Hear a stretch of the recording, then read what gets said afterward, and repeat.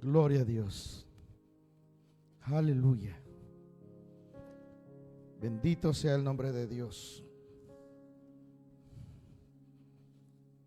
Padre, te doy las gracias por este día, este momento que tú nos das para adorar y traer esta palabra, Padre, a tu pueblo. Aleluya. Gracias, Señor. Que Dios me lo bendiga a todos los que están conectados de manera virtual y a los que están aquí presentes. Gracias por el esfuerzo que hicieron para venir a oír la palabra de Dios. Para mí es un honor el poder estar aquí presente, así que Dios me lo bendiga grandemente. Aleluya. Gloria a Dios. ¿Listo para la palabra? Hice un pequeño error en el anuncio, que puse estudio bíblico, pero es servicio dominical, pero bueno, es casi igual. Así de que vamos a ir a la enseñanza de la palabra. ¿Cuántos quieren oír lo que Dios quiere hablarnos? Especialmente para prepararnos para este año que entra. Este año que va a entrar de una manera, iba a decir perpendicular, pero la verdad, Dios sabe lo que va a hacer. Van a ser tiempos de refrigerio, tiempo de pruebas, tiempo de luchas para muchos. Todo va a depender de cómo usted va a abordarlo conforme al alineamiento de nuestro tiempo presente, continuo, y el tiempo que tenemos marcado para vivir aquí en este momento.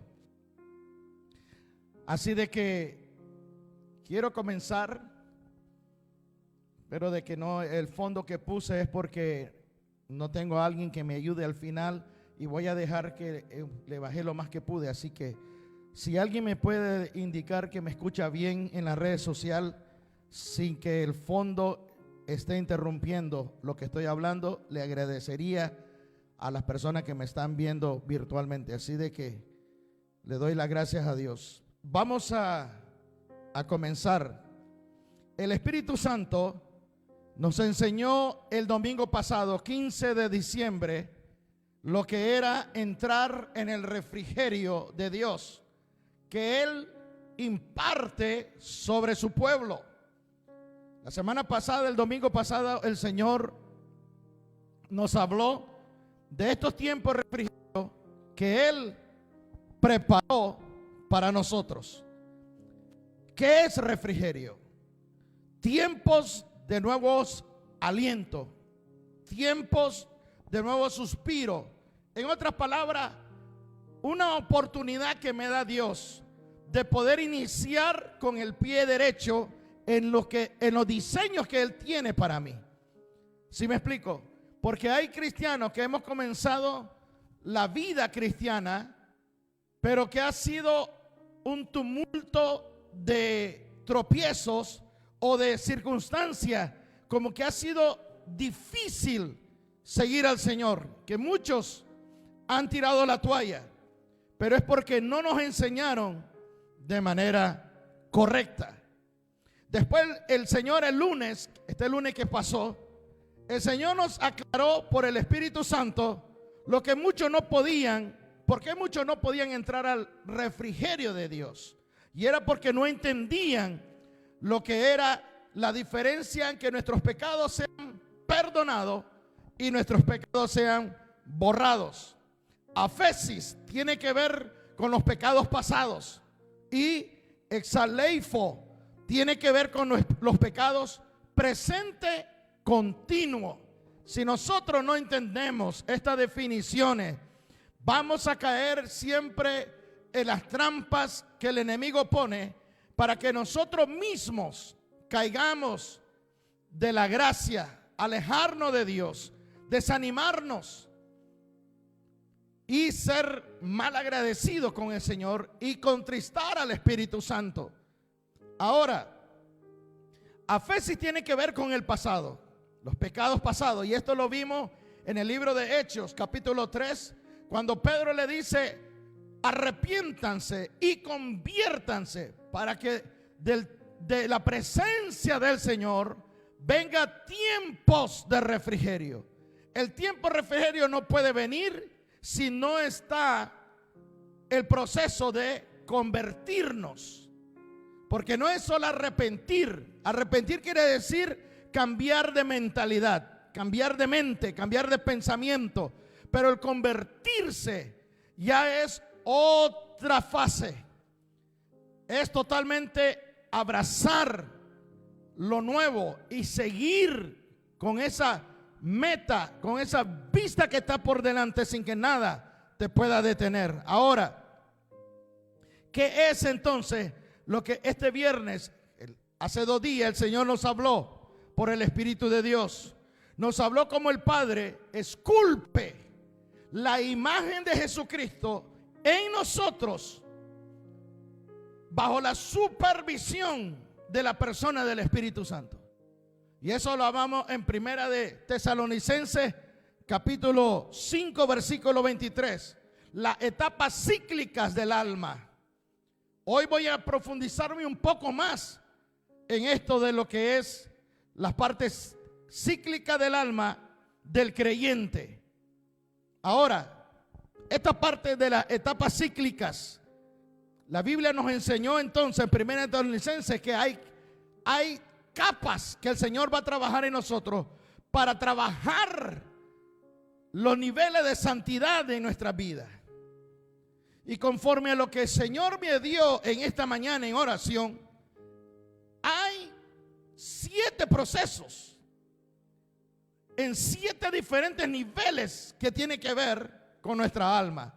Hay mucho más, pero este es lo más esencial que Dios está mostrando para llevarnos a ese rompimiento y formar la imagen de Jesús en nuestra vida. Ahora, nosotros vimos entonces cómo el Señor nos habló de los ejemplos de la etapa cíclica del alma que vivió Abraham.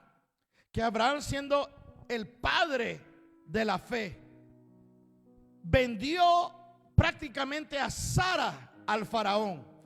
El faraón le pagó por Sara, le dio esclavos, le dio animales, le dio bienes, le dio oro, le dio lotes para poder agarrar. Y vimos de que el faraón tomó a Sara como esposa y la hizo su mujer, y que Dios se enojó y mandó plagas sobre Egipto, sobre el faraón y su casa. Y él dice: yo no sabía, porque Abraham me engañó. Y Dios perdona al faraón, y faraón enojado corre a Abraham de Egipto. ¿Sí me explico?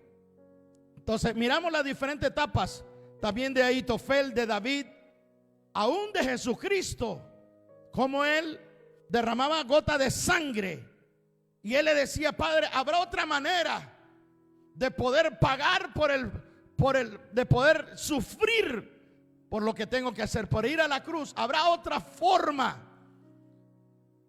Cristo tenía que pagar esa agonía del desprendimiento entre lo que es vida y la muerte, entre es separarse de su Padre en lo que es espíritu y el alma.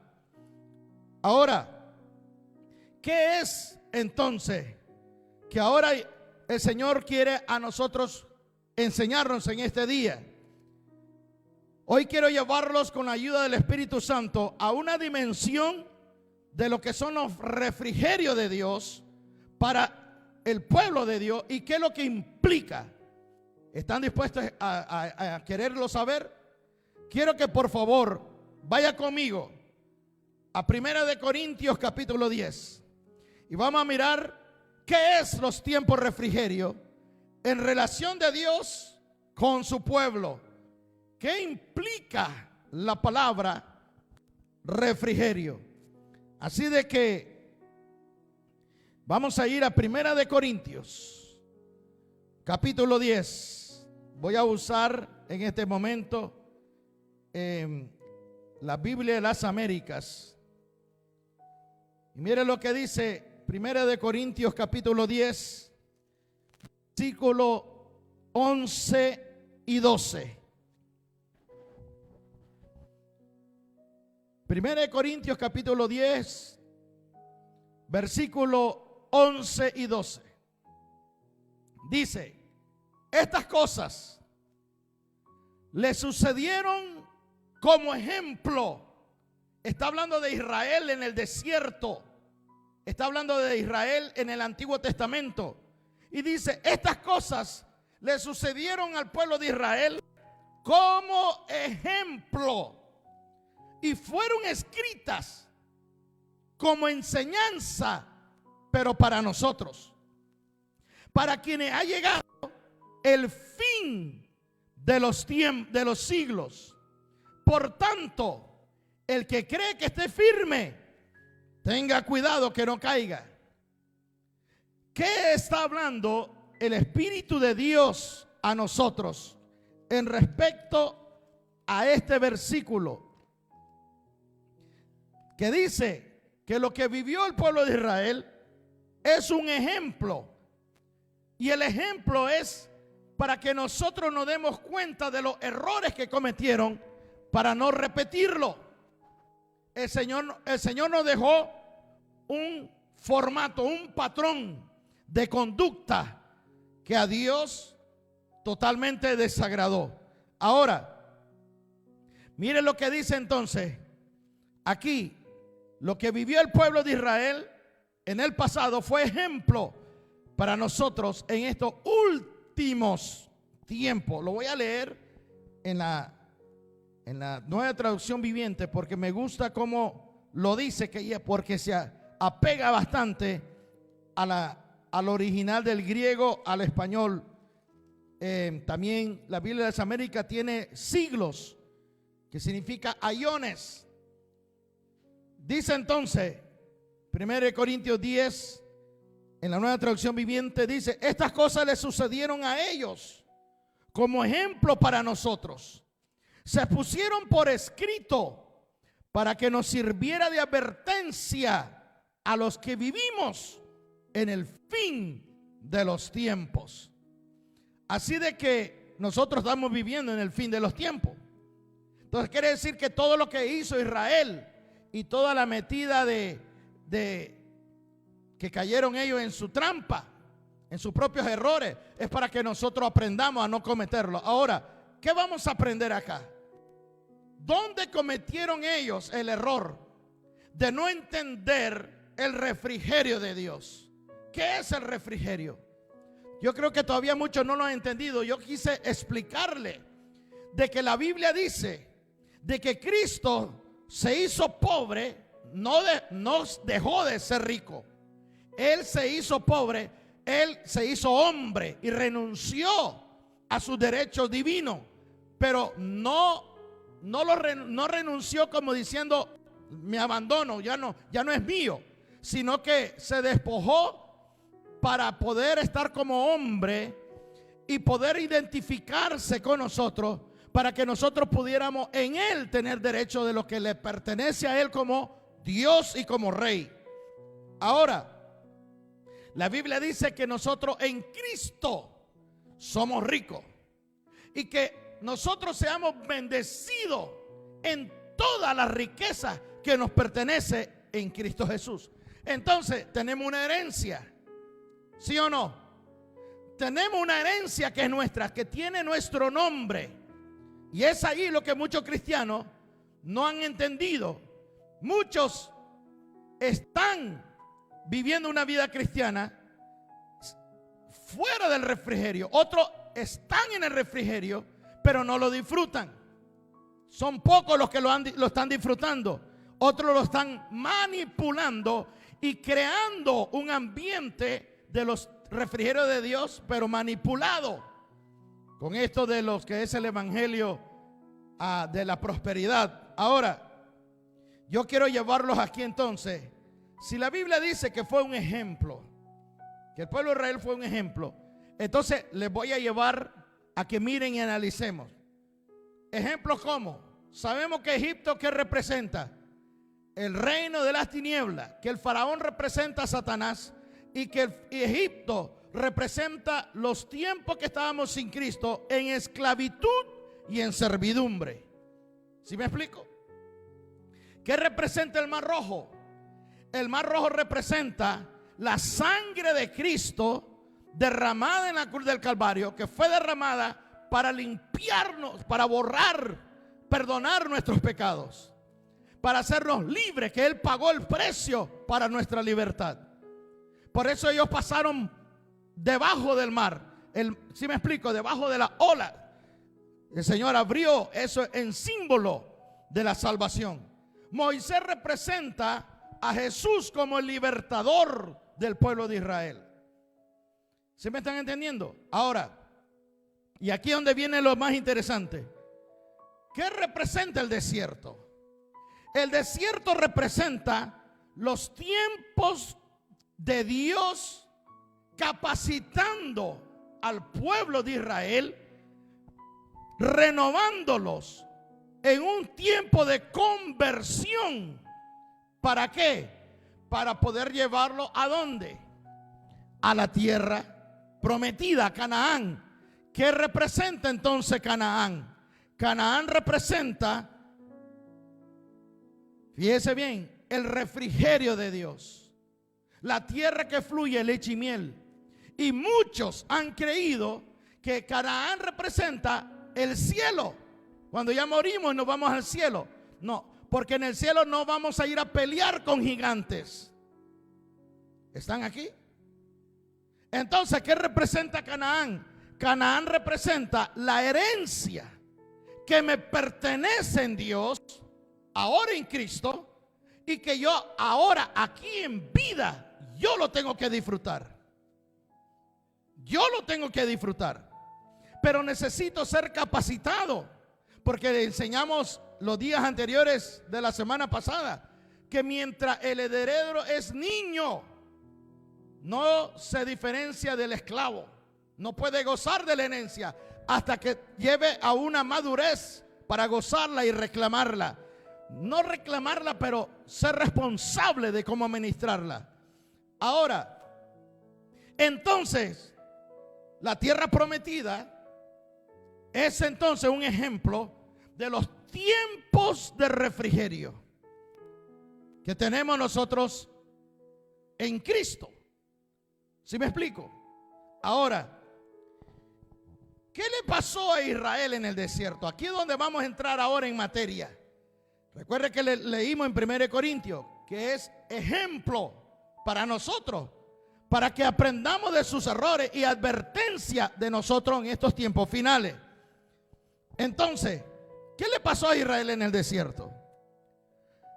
Por no quererse dejar moldear, escuche, por no quererse dejar moldear por el Padre, por el Hijo y por el Espíritu Santo, no agradaron a Dios y fueron dejados tendidos en el desierto, ¿sí o no?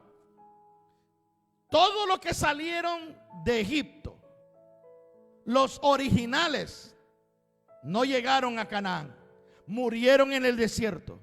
Los que nacieron en el desierto entraron a Canaán. ¿Sí me explico? Ahora, y es aquí donde los quiero llevar. ¿Qué es lo que pasa en el desierto? Ellos no pudieron dejarse capacitar por Dios, porque en el desierto ellos quisieron hacer su propia voluntad. Ellos no quisieron rendirse a Dios y quisieron usar sus almas para hacer lo que ellos querían. Ellos se cansaron del maná, se cansaron que estaban hambrientos, les mandó maná. Se cansaron de comer maná y pidieron carne. Dios en su enojo le mandó carne y los mató cuando ellos estaban comiendo carne desesperadamente. Entonces, ¿qué es lo que sucede con Israel? No agradaron a Dios. ¿Cómo? ¿Cómo no lo agradaron? Le voy a decir un secreto, que aunque Dios manifestaba en lo físico, que le daba agua de la peña, corría agua y todos ellos bebieron, en lo físico, la Biblia dice que esa piedra era Cristo. Esa piedra no era una piedra natural, esa piedra era una piedra sobrenatural, de que Cristo es la fuente de vida. Se lo voy a mostrar con Biblia. Ahora, quiero que vaya por favor a 1 Corintios capítulo 10 otra vez, en el versículo del 1 al 5. Aquí ellos no sabían, ellos ignoraban el poder sobrenatural del Espíritu manifestado en el desierto, y no se daban cuenta de que la persona del Hijo de Dios estaba detrás de ellos.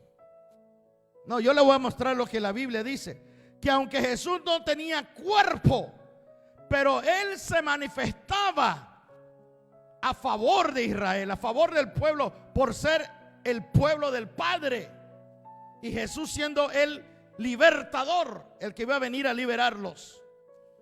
Mire lo que dice entonces 1 Corintios 10 del 1 al 5.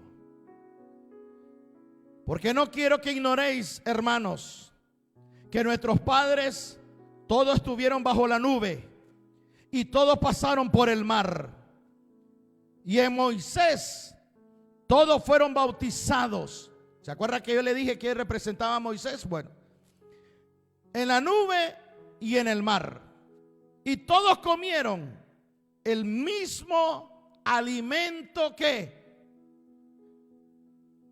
ellos no comieron algo espiritual, ellos comieron algo tangible, el maná, que dice que era como harina, como escarcha, como el cereal de cornflakes. ¿Ha visto que el cereal de cornflakes como son así?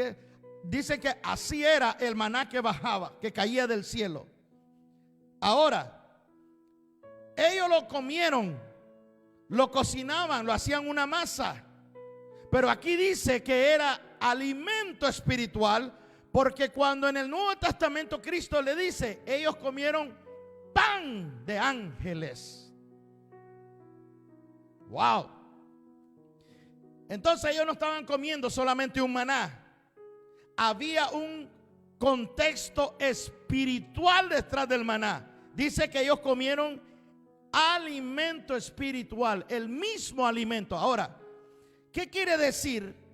Que ellos comieron el mismo alimento espiritual. Si ellos comieron algo que es un ejemplo, comparado ahora que yo estoy viendo, y me está diciendo que es un ejemplo para mí, entonces, ¿qué comida estamos comiendo hoy? ¿Qué comida? Estamos comiendo maná, palabra. Jesús hecho carne, se manifestó, el verbo tomó cuerpo. Entonces, cuando nosotros predicamos de la palabra por el Espíritu de Dios, estamos comiendo ¿qué? El mismo alimento. No, esto va a ir profundo, hermano. Esto va a ir más profundo.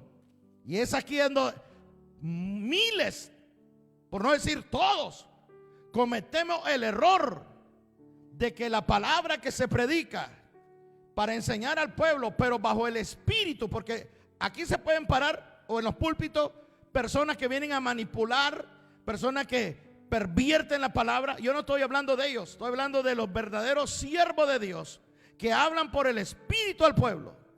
Entonces usted está recibiendo alimento espiritual, ¿sí o no? Ok, vamos a seguir. Verso 4. Y todos los que bebieron la misma bebida espiritual.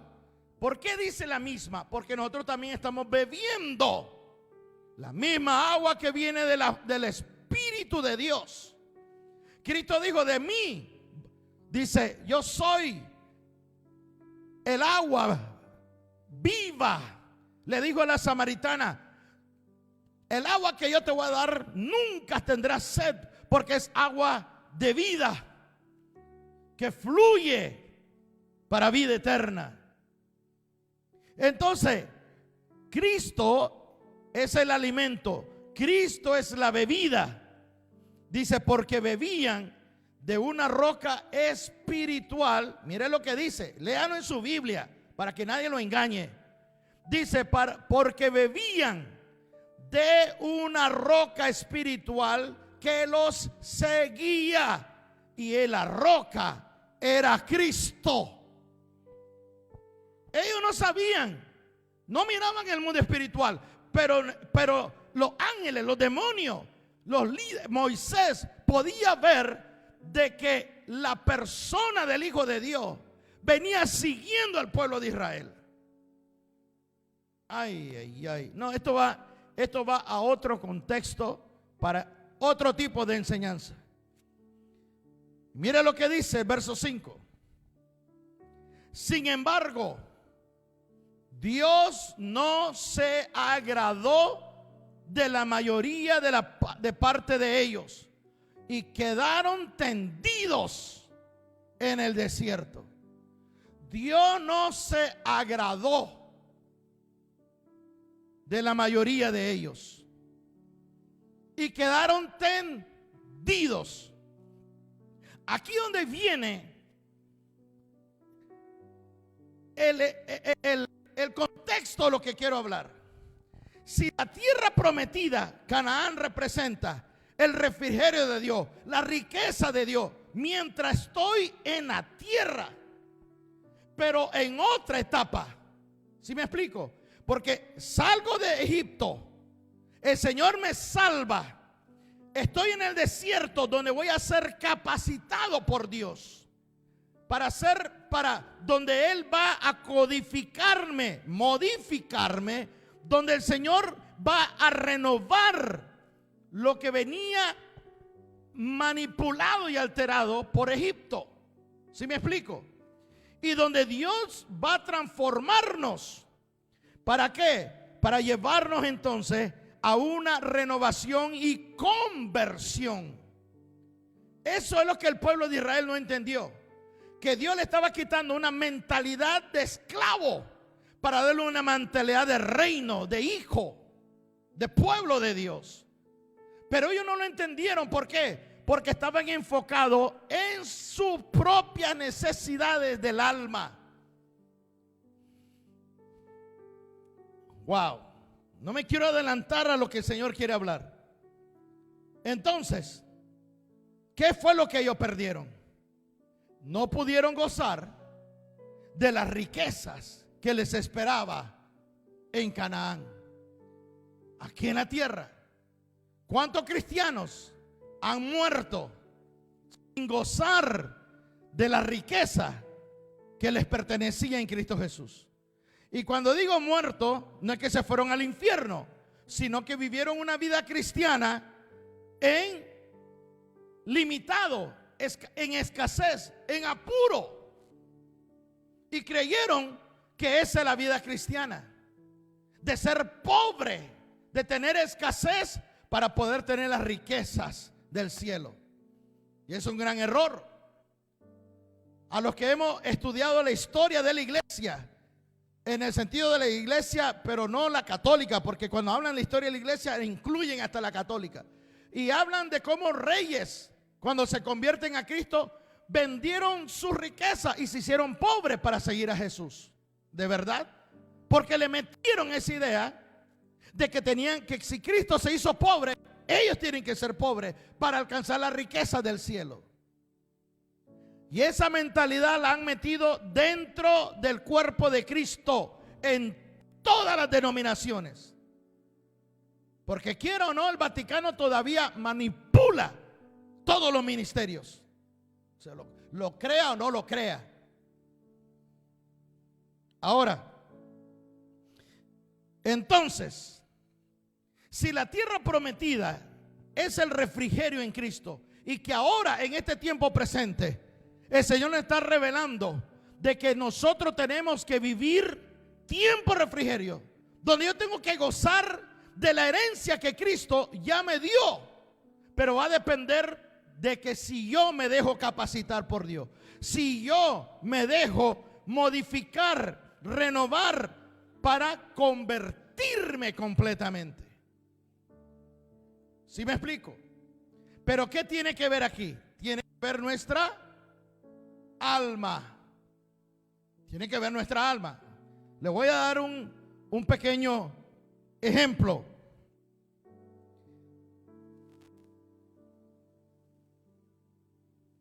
El hijo pródigo.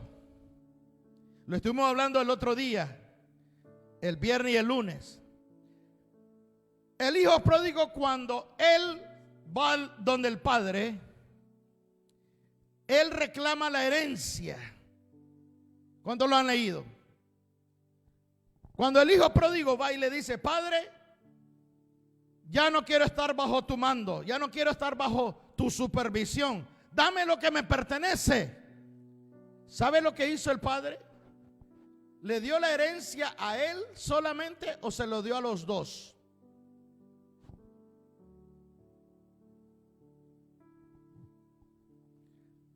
Aún yo creía, fíjese bien, yo creía que Dios le había dado la herencia solo al hijo que le pidió.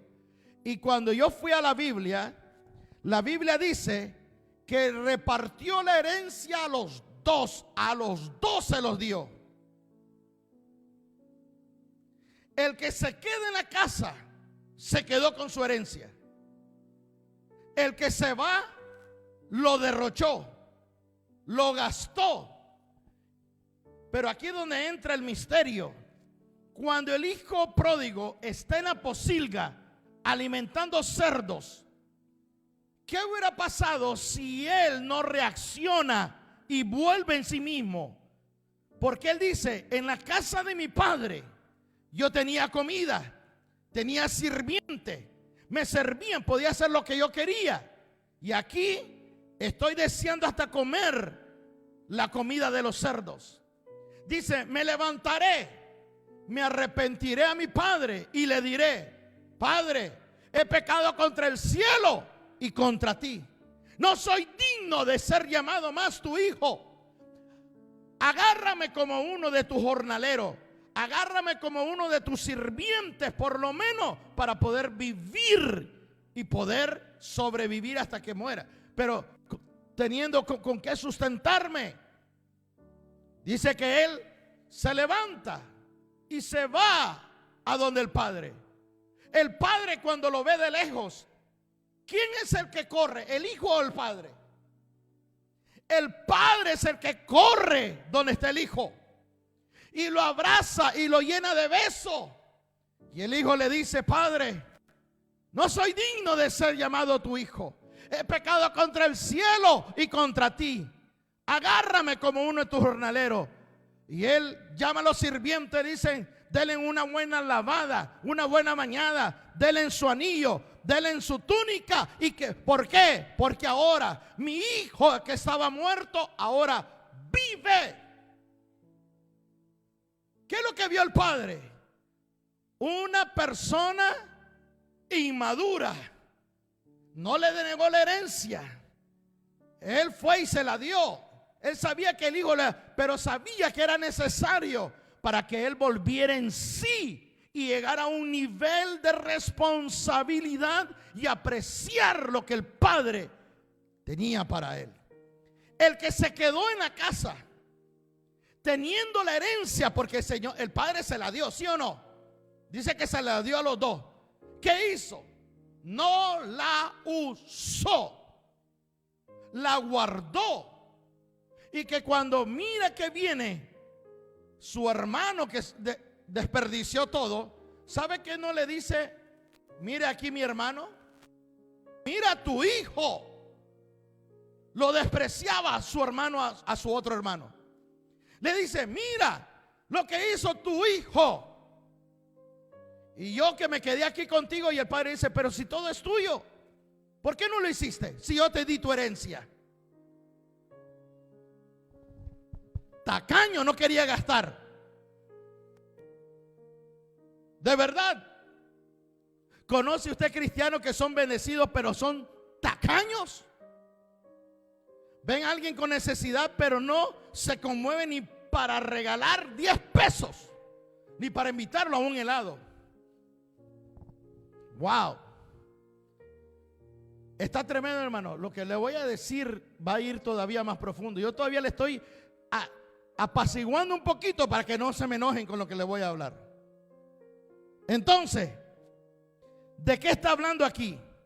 De que el hijo tuvo que dejar que su alma se humillara delante del Padre.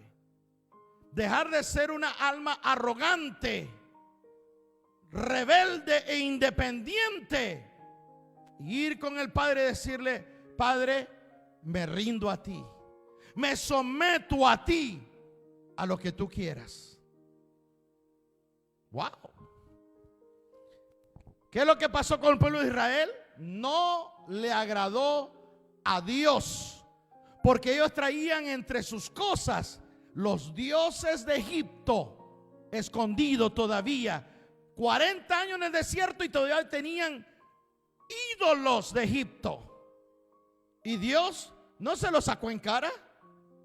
Dios no le dijo: saquen todos esos ídolos o los mato acá. No, eso era parte de ellos, de sus propias vidas. Ellos tenían la voluntad de... Pero ¿qué es lo que hacían? Adoraban a Dios y en lo interno tenían sus propios dioses, sus propios pecados que no querían abandonar. ¿Se acuerda que le dije que todo lo que era, dice la Biblia, que todo era ejemplo para nosotros ahora? Ahora, aquí vamos. ¿Qué pasó con Jesucristo? Cuando Él está en el jardín del Getsemaní, diciéndole: Padre, ¿habrá otra manera de poder ir a la cruz? Y no, usted sabe lo que dice, que Él estaba en una agonía tan fuerte. ¿Sabe por qué? Yo le voy a decir, déjeme que yo saque mi imaginación. Él sabiendo que ya su hora había llegado, ya partió el pan y el vino, Él ya terminó la Santa Cena, y Él se va al jardín del Getsemaní, donde va a llegar Judas para que lo arresten. Él ya sabía todo lo que iba a pasar, pero Él está en el jardín y Él está orando.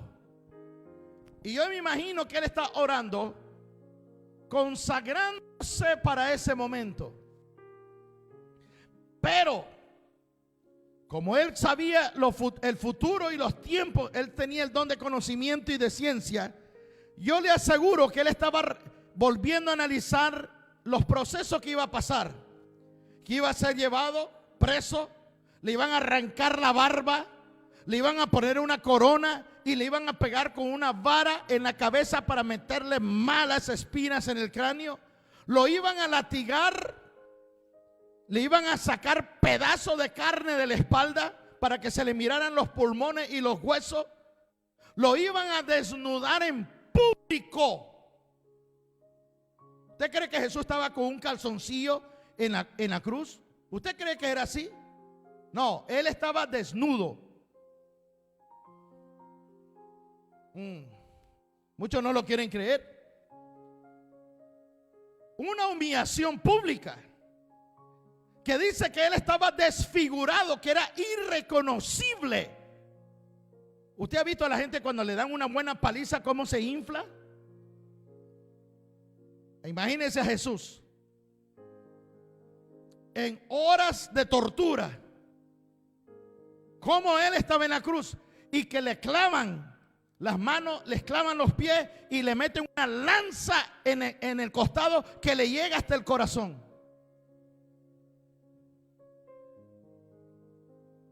Wow. No, todo lo que Jesús tenía en ese momento, que Él está de rodillas analizando paso a paso lo que va a pasar.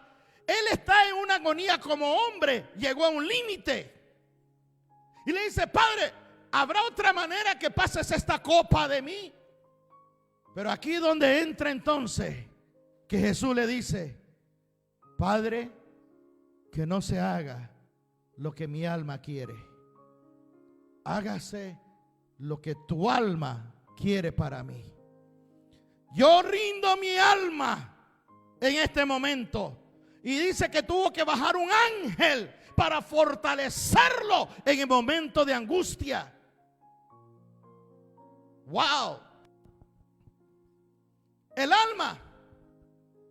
¿Qué es lo que el Señor está hablándonos acá? Le voy a decir algo que le tengo que aclarar. Una cosa es ser seguidor de Cristo y otra cosa es ser discípulo de Cristo. ¿Cuál de los dos es usted?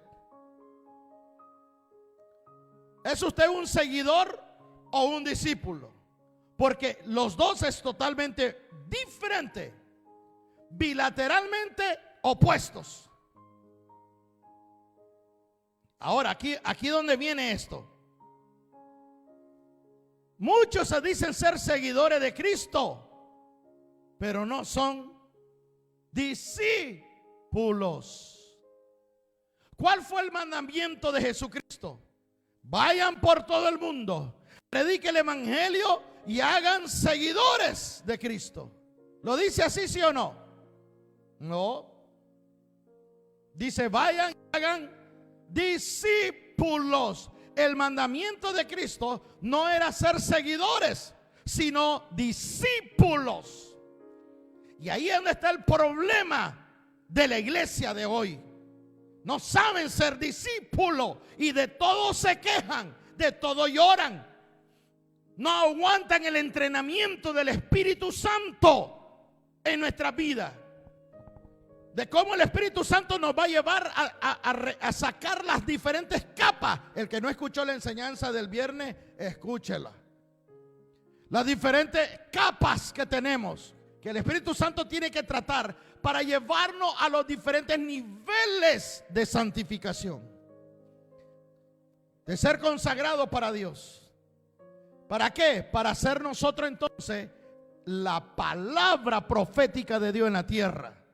El oráculo de Dios. Wow. ¿Cuál fue entonces el mandamiento de Cristo? Hacer discípulos. ¿Qué están haciendo las iglesias? Seguidores, no discipulado. Porque el discipulado que están haciendo es manipularlos para esclavizarlos. Están haciendo discípulos de ministerio, no discípulo de Cristo. No sé si me están entendiendo. Ahora, cuando yo estaba en oración, le voy a decir una cosa aquí bien fuerte. Cuando yo estaba en oración, el Señor me comenzó a decir: el alma de los cristianos de hoy no se quieren rendir a mí.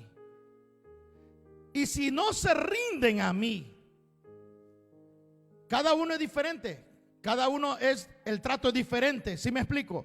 Dice, pero así como le pasó a Israel, que desde que salieron de Egipto fueron siendo tratados de diferente manera. Uno de ellos se abrió la tierra y se los tragó hasta el infierno, ¿sí o no? Ahora, aquí donde está el mal error, que creemos que los que murieron en el desierto todos se fueron al infierno, y no es así. La Biblia dice, fue específico, que se abrió la tierra a los que querían el lugar de Moisés y de Aarón. Murmuraron contra ellos, diciendo, ¿acaso solo Dios puede hablar al pueblo solo por ellos dos?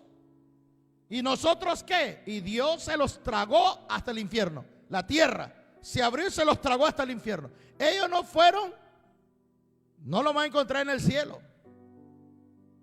¿Sí me explico? Pero los que murieron en el desierto no quiere decir que fueron al infierno, sino de que no pudieron gozar de las riquezas de Canaán mientras estaban vivos. No, yo le voy a llevar aquí. ¿Cuántos cristianos están viviendo una vida cristiana que están batallando con su carne, están batallando con su yo?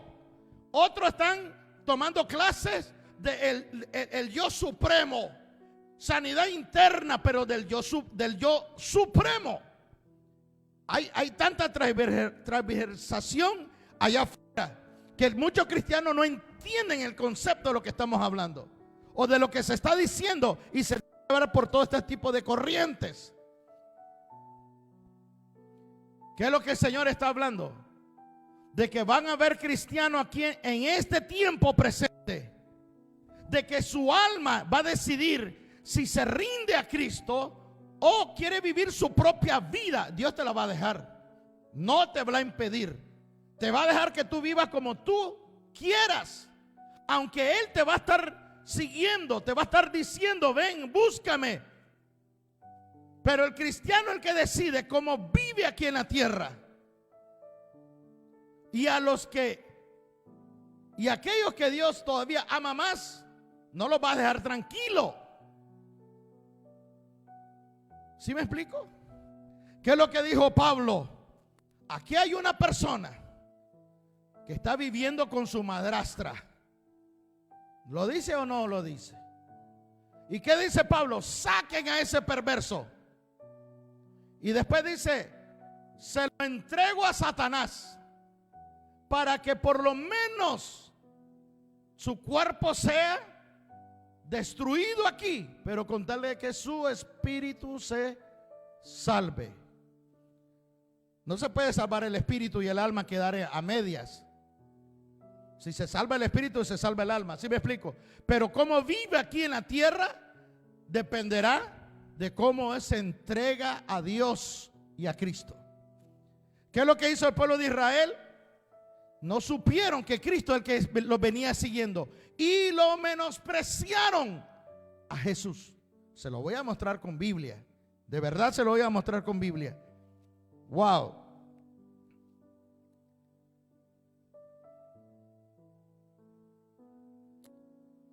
Hay una escritura que dice, que aquí dice que la roca que lo seguía, ya lo leímos en 1 Corintios, la roca que lo seguía era Jesús. Y que ellos, fíjense bien, rechazaron al Señor. Hay un versículo que yo leí que dice de que nosotros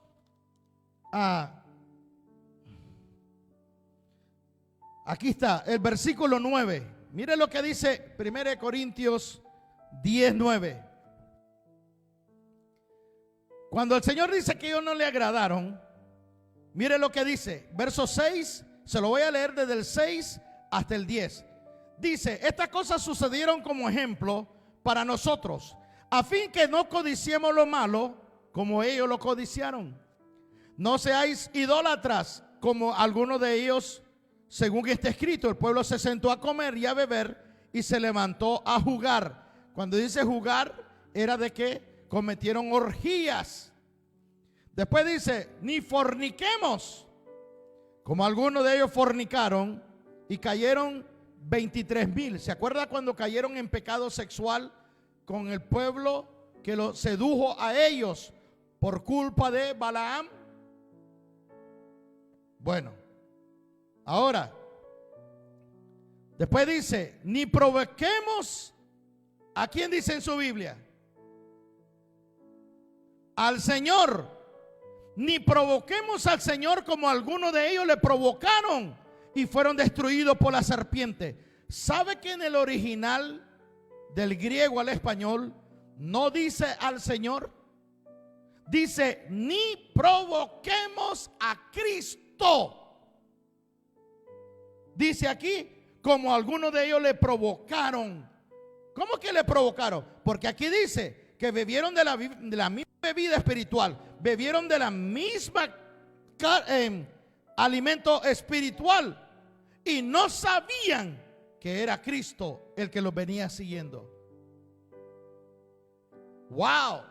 Entonces aquí dice que no cometamos el mismo error, que no provoquemos a Cristo como ellos lo provocaron. ¿Y cómo lo vamos a provocar? Con la manera como nosotros administramos nuestra alma delante de Dios. Dios no te va a obligar a vivir una vida santificada. Dios no te va a obligar a seguirlo y amarlo. Él no te va a obligar. Él te va a pedir. ¿No nos dice a nosotros, amarás tú a tu Dios con toda tu fuerza, con toda tu alma? ¿Amarás a tu prójimo como tú te amas a ti mismo?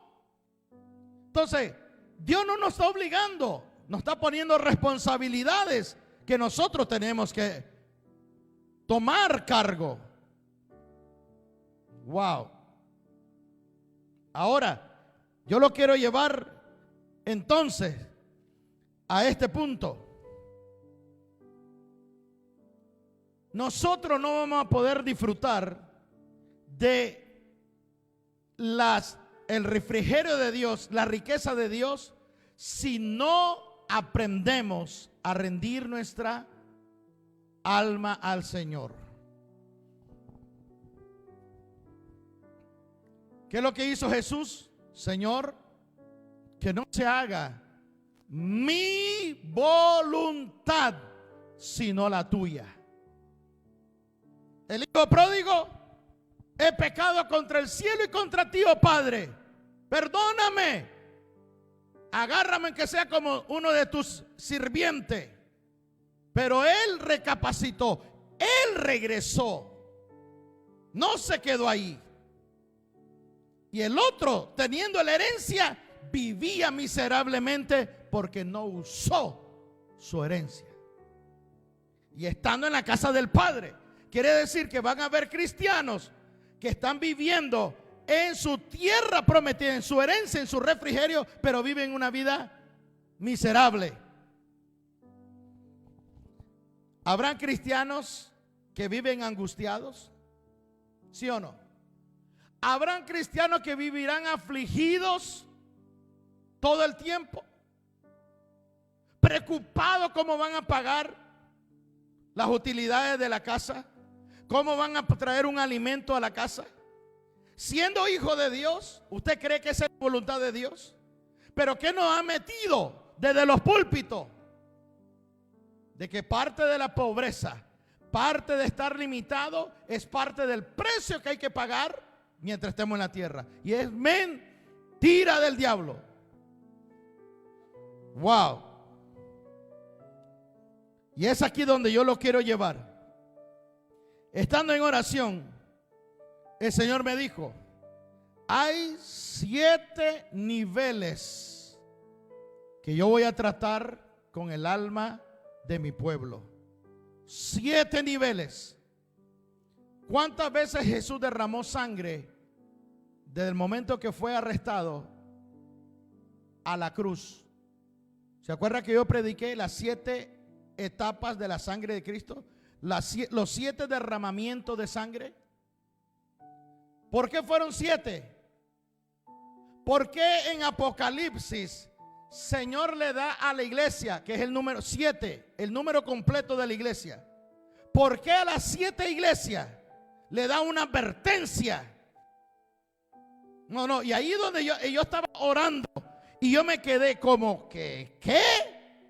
Y el Señor me dice: sí, cada iglesia representa los diferentes niveles del cristiano, y cada iglesia se le dio una advertencia y una recompensa que va a depender de cómo está tan entregado a mí y el precio que tienen que pagar. Y yo me quedé como, ¿qué? Y yo me fui y puse las 7 recompensas, los 7 niveles al rendir nuestra voluntad, o lo que impedirá rendir nuestra voluntad. Número 1, la iglesia de Éfeso. El Señor le dice: al que venciere, le daré de comer del árbol de la vida que está en el paraíso de Dios. No, yo le voy a mencionar los 7 y usted va a decir: bueno, ¿qué tan importante es que coman del árbol de la vida? Escuche, le voy a enumerar los 7 y usted va a decir: bueno, el comer del árbol de la vida sería lo último, es como lo más bajo, es como lo más elemental, lo menos importante. No, ni lo crea. Porque la Biblia dice que la iglesia de Éfeso era la iglesia que estaba más conectada en intimidad con Dios, en el sentido de predicaban, enseñaban, eran celosos de la palabra, exponían a los falsos apóstoles, pero habían dejado la intimidad, la oración íntima. Y el Señor le dice: lo único que el que venza, le voy a dar de comer del árbol de la vida que está en el paraíso. Wow, pareciera que fuera algo tan insignificante. Miren lo que dice entonces en la segunda iglesia. Déjeme ir ahí para decirle los nombres de las iglesias. Esto yo ya lo hablé en los libros de Apocalipsis, el estudio de Apocalipsis.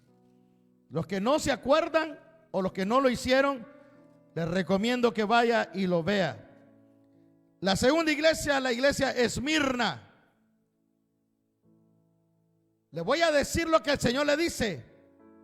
Si tú no te arrepientes, dices, al que venciere, le está hablando al que llegue a ese nivel de su alma, donde está siendo probada.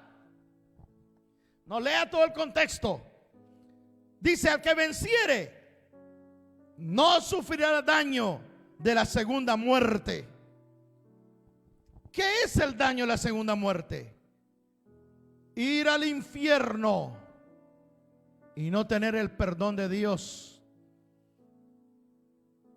No tener el privilegio de vivir para Dios eternamente, sino estar alejado. El Señor le dice, al que venza, no sufrirá el daño de la segunda muerte. El infierno no lo podrá tocar ni tenerlo esclavo. Número 3, a la iglesia de Pérgamo le dice, al que venciere se le dará del maná escondido y una piedra blanca. Ya expliqué lo que es la piedra blanca. La piedra blanca en aquellos tiempos era un pase, un boleto de privilegio para los VIP, para los VIP, como dicen en inglés. Eran los lugares reservados de honor. Wow. Número 4, a la iglesia de Tiatira le dice, al que venciere, le daré autoridad sobre las naciones y lo regirán con vara de hierro, y le daré la estrella de la mañana. Ay, ay, ay, espérese. Dice que le dará la estrella. Quiere decir entonces de que la estrella de la mañana es algo físico, algo tangible, algo real, pero que tiene una importancia en el universo, en la iglesia y para el reino de Dios. No, esto va más profundo. Les daré. ¿Qué pasa si son 1 millón de cristianos? Dice, les daré la estrella de la mañana. No, todavía no entendemos lo que el Señor está hablando. Número 5, a la iglesia de Sardis le dice, al que venciere será revestido con vestidura blanca, y no borraré su nombre del libro de la vida, y serán reconocidos delante del Padre y delante de los ángeles por mí. Yo los confesaré delante del Padre.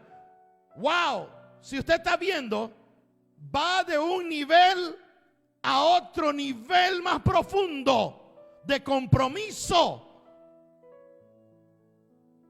Número 6, le dice a la iglesia de Filadelfia que la iglesia de Filadelfia representa a los cristianos de ahora. ¿Por qué ahora? Porque dice en el verso de capítulo 3,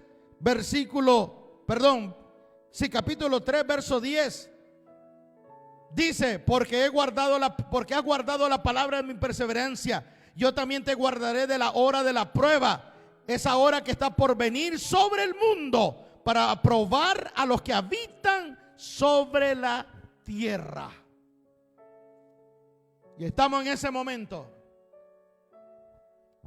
Y ya estamos entrando a los tiempos de la Odisea. Pero mire lo que dice a la iglesia de Filadelfia: al que venciere será columna en el templo de mi Padre, y se le grabará el nombre de Dios, el nombre de la Nueva Jerusalén y el nuevo nombre de Jesús.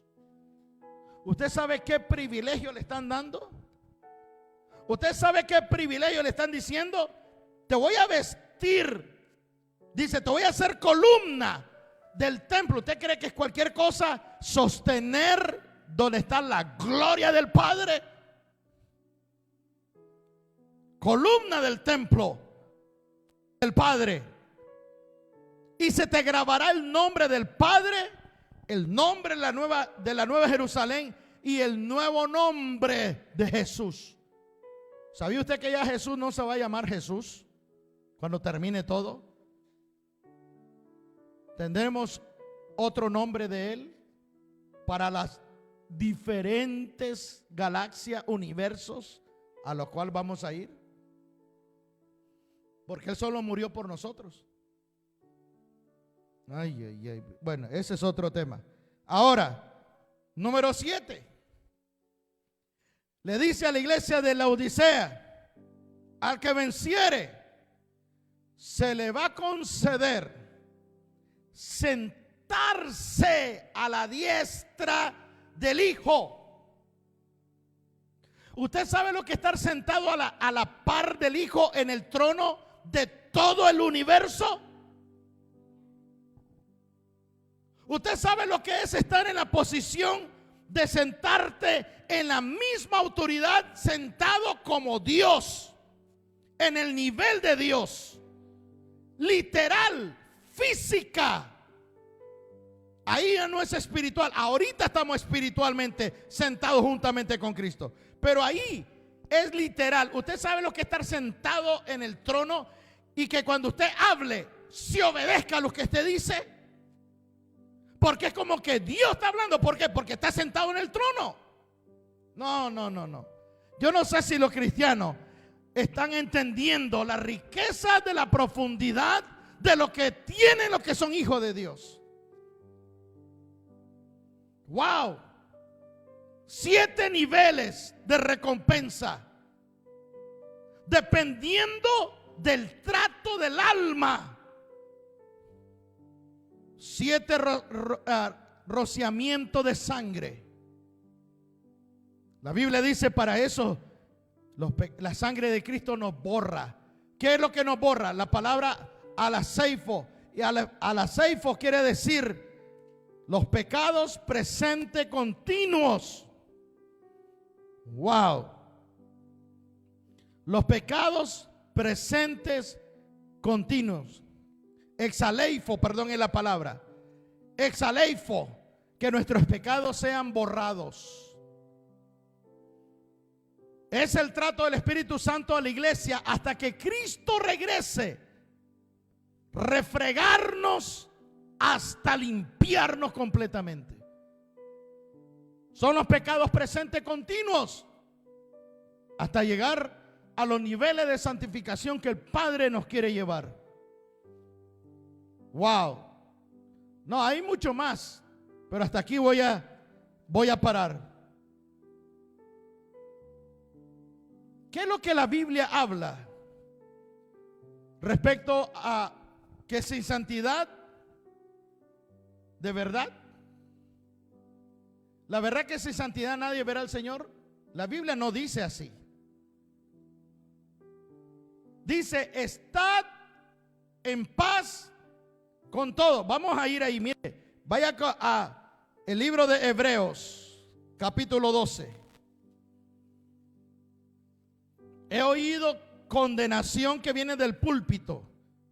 Cuando predican sin santidad nadie verá a Dios.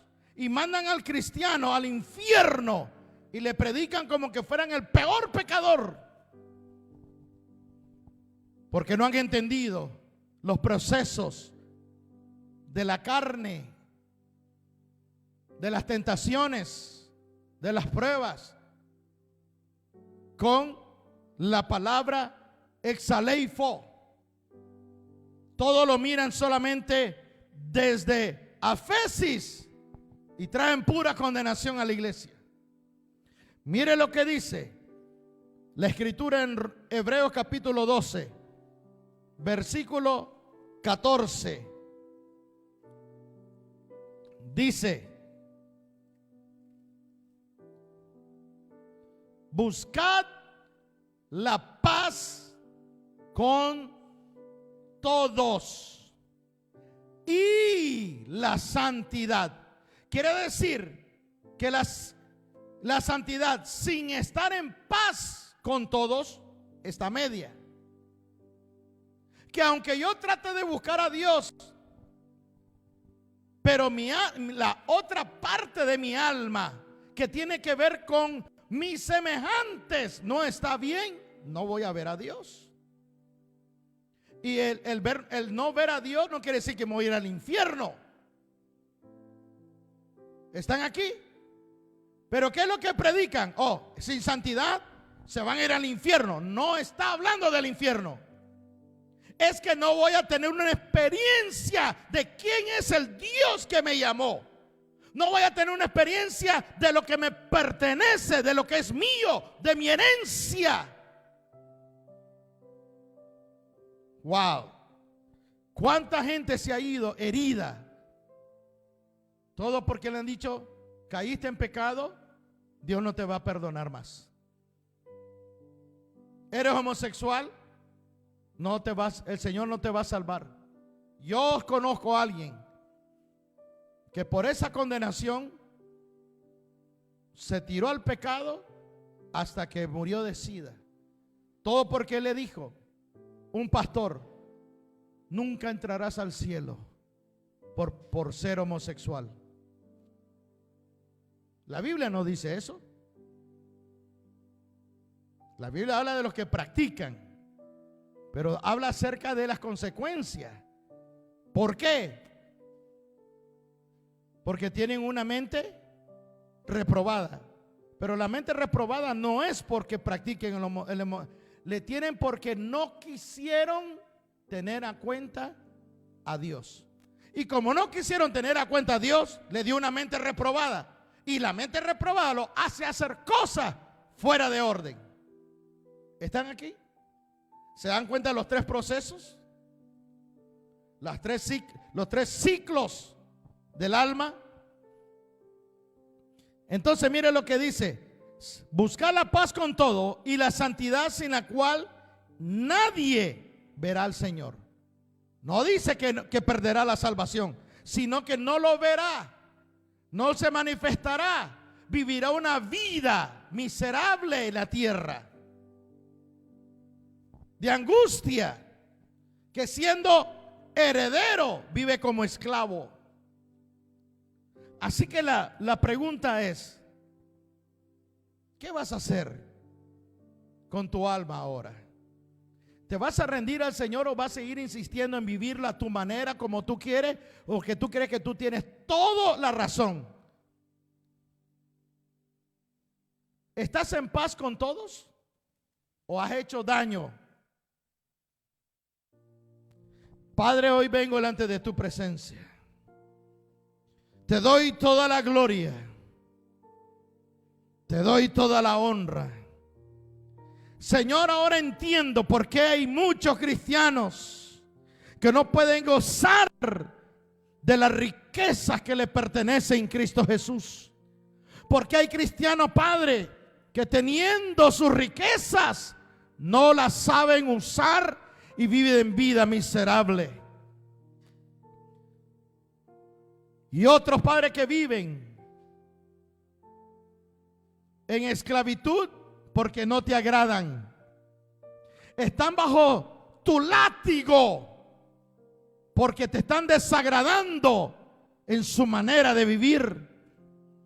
no quieren buscar tu rostro, se abrumen en estudiar tu palabra, se cansan de ser capacitados, porque no quieren pagar el precio para ser discípulos, porque lo único que quieren son beneficios, pero no quieren pagar el precio de ser discípulo de Cristo. Tu palabra lo dice bien clara, bien enfáticamente, el precio del discipulado que tú dijiste, Señor, en Mateo: el que quiera ser mi discípulo, y todos los requisitos que tú dijiste, el que ame más a su padre, a su madre, a su mujer, a su marido, el que ame más a sus hijos, más que a mí, aún esta vida no es digno de ser llamado mi discípulo. El que no sabe amar a su propio hermano, que lo puede ver, ¿cómo puede decir que ama a Dios que no ve? No hay compasión, no hay justicia, no hay sometimiento. Padre, perdónanos por ofender al Espíritu Santo. Perdónanos, Señor, por pisotear la sangre de Cristo con nuestras actitudes, al rechazar la palabra, al no tener honor a lo que tú nos hablas y nos enseñas. Padre, perdónanos, porque lo único que queremos, Señor, es una posición, ser alabado por los hombres, reconocido por los hombres. Padre, perdónanos. Perdónanos por enfocarnos en nuestras propias necesidades almáticas, terrenal. Tu palabra dice que no nos enfoquemos solamente en eso, porque tú sabes que todos tenemos necesidad de comida, de bebida y de vestidura. Pero que no nos preocupáramos, porque nosotros valemos más que las plantas y que los pájaros. Que tenemos que confiar en ti, oh Padre. Perdónanos por buscarte solo por los beneficios, solamente para pedir nuestra herencia, y no estamos capacitados para administrarla correctamente. Padre, perdona nuestros corazones, borra nuestras rebeliones, Señor, borra nuestras iniquidades, borra nuestras transgresiones que hemos hecho contra ti ahora que ya estamos en Cristo. ¿Cuántos de los que me están oyendo han pecado después que aceptaron a Cristo Jesús? ¿Cuántos de los que están en Cristo han pecado desde el momento que aceptaron a Cristo hasta hoy? Todos, de una manera u otra, hemos pecado, pero no hemos sabido abordarlo correctamente. Porque muchos hemos caído bajo condenación, bajo el vituperio del peso de juicio de los ministros. Señor, ahora entendemos de que tú estás trabajando por tu espíritu en las diferentes capas de nuestra alma. Que la alma va a ser, Señor, probada de 7 diferentes formas, a ver si amamos más esta vida que a ti, oh Dios. Y en las diferentes etapas hay una recompensa si la vencemos, si nos rendimos. Padre, hoy oro como David. Perdónanos, borra nuestras iniquidades. Borra nuestras rebeliones. Borra, oh Dios, nuestras transgresiones que hemos cometido contra ti. Porque hemos pecado contra el cielo. Hemos pecado contra ti, Padre. Hemos transgredido tu palabra de una manera o de otra. Pon en nosotros un corazón recto, un espíritu limpio. Oh Señor, o tal vez lo dije al revés. Padre, pon en nosotros, Señor, un corazón, Señor, limpio, un espíritu recto nos sustente. Perdónanos. Bórranos del libro de las multas, de las infracciones. No nos borre del libro de la vida. Señor, perdónanos por no entender lo que tu Espíritu quiere de nosotros. Hemos sido rebeldes, buscando solamente, Señor, los puntos débiles de los demás para justificarnos a nosotros mismos. Hoy pedimos, Padre, de que tú nos fortalezcas, que abra nuestros ojos para poder entender las riquezas. Oh, por eso decía Pablo, oro para que el ojo de vuestro entendimiento sea abierto y espíritu de sabiduría y de revelación llene con el conocimiento pleno de quiénes son ustedes, para que entiendan las riquezas que tienen en Cristo Jesús, lleno de toda comprensión, de toda percepción espiritual. Padre, hoy bendigo a tu pueblo. Aquí estamos, oh Dios. Hoy venimos delante de ti. Rendimos nuestra alma delante de ti. Lo ponemos en el altar. El altar que está delante de ti, oh Dios. Que no se haga nuestra voluntad, sino la tuya. Padre, te doy la gloria y la honra. Bendigo a tu pueblo. Te doy la gracia, Señor, por este día. Gracias por tu palabra. Guárdanos, líbranos de todo mal. Señor, que no quedemos nosotros tendidos por no agradarte. Queremos agradarte. Vivifícanos, renuévanos. Te doy toda la gloria y la honra. Que Dios me lo bendiga, que tenga una excelente semana de éxito y de bendición en Dios. Que Dios me lo bendiga.